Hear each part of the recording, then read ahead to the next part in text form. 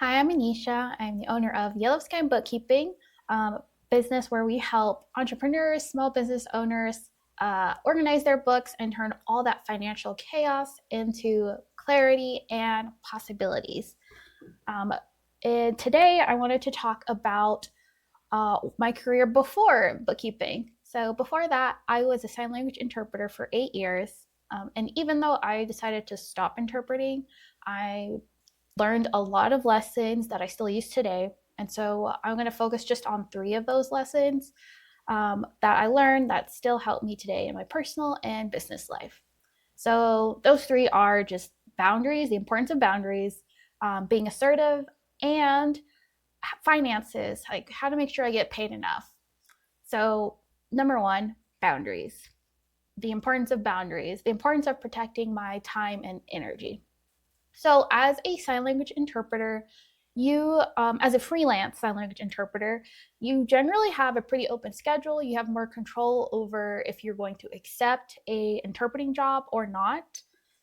And there's benefits to that because you have control over your schedule, but there also are negatives because you could potentially work all day, maybe even every day, and not have any time to sleep, rest, be with friends or family, or any other hobbies. So that's a negative.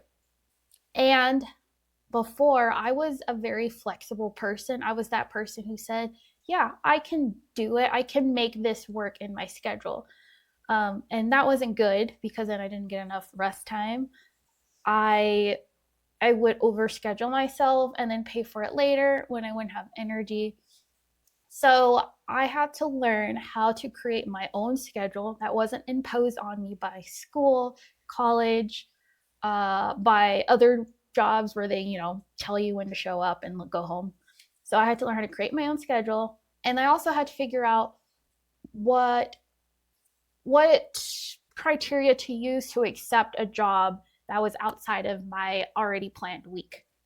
So basically what I would do, I would plan my week the week before. So let's say on a Monday, I would know what the next Monday through Friday or Sunday through Saturday would look like, have that planned out in my head. And then if maybe the next week on Tuesday I was offered a new job, I would have my own criteria for if I would accept the job. So if it was a night job, then I would think about, do I have a job the next morning or is there something already scheduled the next morning? And if so, I wouldn't take it because I wanted to make sure I had enough brain power and time to accomplish those other appointments. So I learned to make my own schedule and set my own boundaries to protect my time and energy. So, number two, assertiveness. So, and this one I would say is related to setting boundaries because once you know your boundaries, you have to be assertive and protect them. So for me, this was really important to learn because I was that kid in school who didn't really speak up in class. If I did speak up, no one could hear me. So that doesn't help. And I also didn't interrupt other people while they were talking. I just think that's respectful. But in interpreting, sometimes you have to interrupt people. If the person you're interpreting for yells at the other person, you need to yell at the other person. So that might seem like a weird fit for like how I was, but it's actually easier for me to speak up for other people. And so interpreting helped me exercise that skill more.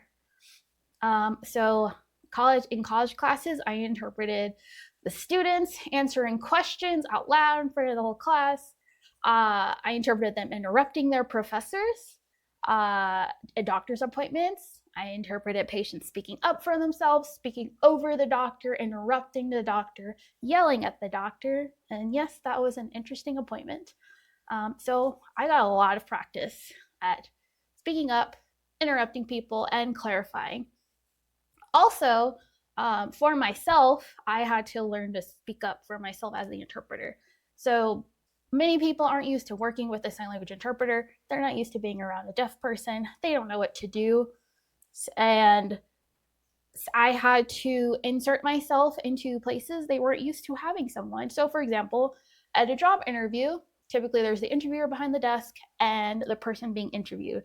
Well, as the interpreter, I needed to be behind the desk with the interviewer so the deaf person could see me. And so that is not typical at an interview. So I had to assertively explain what I needed to do my job best. Same on stages, interpreting presentations. I had to explain why I needed to be visible to the audience, to a speaker who was not used to sharing the stage with other people. And I also had to calm and educate nervous hearing people, the people in the room who could hear, on how to interact with a deaf person using an interpreter. I also had to answer questions like, said half jokingly, "You were only here for 15 minutes. Why do we have to pay you so much?" So I had to learn how to answer that quickly, politely, and professionally. And I also had to beforehand just rehearse my responses to questions like that so I could give an answer without feeling nervous or shaky or stuttering, because I wanted to be as clear as possible, and just reflect well for the deaf person in the situation, especially if it is like a job interview. Okay, so assertive, that was number 2, assertiveness. Number 3 is finances, how to make sure I got paid enough as a freelancer who sets their own rates. So I started freelancing basically right out of college, right after finishing my interpreting program, and getting my degree. And I also worked part-time at a community college while freelancing. But before that, my only work experience was like a W-2 job in a restaurant. And so I didn't really fully understand the difference between being an employee with a W-2 and a freelancer receiving a 1099. And that was not really taught in my program. They didn't really teach us about the difference between the two, and how, as a freelancer with a 1099, that income needs to pay your taxes, pay all your expenses for basically running this business as a freelancer. And then we also have some to reinvest to provide for their education, or if you want to, invest into some more skills or other items that you would need to do a better job. So I had to learn that as an interpreter, and basically learn how to do business budgeting, how to, and I also had to learn how to charge good rates.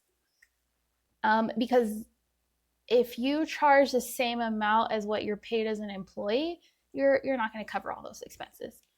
So other experienced interpreters were kind enough to teach me to ask for more hourly pay, that I had the right to set my own rates. They even helped me make a rate sheet. So for like how much I would charge per hour in my local area versus if I was doing work for an out-of-state agency who typically charged more, then my rate sheet would have increased hourly prices for that. And also learned that to increase my rates if I got evening work, weekend work, or if it was over a holiday. And then I also learned to budget my income so I could pay myself consistently. Even if my monthly revenue went up and down, I could still pay myself a consistent amount and save for taxes and expenses and not have to worry about that. So that was a lot, but those 3 things again, that was learning to set boundaries, being assertive, and how to just manage my money as a non-employee, not a W-2, as a 1099 freelancer. So those things were really important because in my bookkeeping business now, I use it all the time. I have firm boundaries so I can make sure I can get my work done, take care of my clients, and still have time to rest, have fun, and hobbies. And then assertiveness is very important to protect those boundaries and express my needs and what I need from people, so we can work together well. And then, of course, learning how to manage my finances. I use that still today for my own finances and business, but also helping other clients who are maybe new to the whole, like, your business money needs to be organized. So I can help them with that, with like what I remember about being new to that whole idea, and I can just help them feel more confident and calm about managing their money. So if that's you, if you're confused, you're not sure how to manage your freelance income, to make sure you can pay for taxes, to make sure you can pay yourself, or you just have no idea, you just kind of want to talk it through with someone and see like if you're maybe doing okay, then sorry, that's something we can do. You can book a one-to-one with me, like a pick my brain session, ask a bookkeeper, just ask me anything about how to manage your freelance finances, or to save for taxes, track your expenses better, how to make sure you can pay yourself, like some tips for that as well.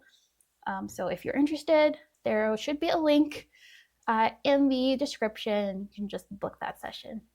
All right, well, hopefully this was helpful on those 3 lessons I learned from being a language interpreter that I still apply today in my personal and business life. And thanks for sticking around to listen.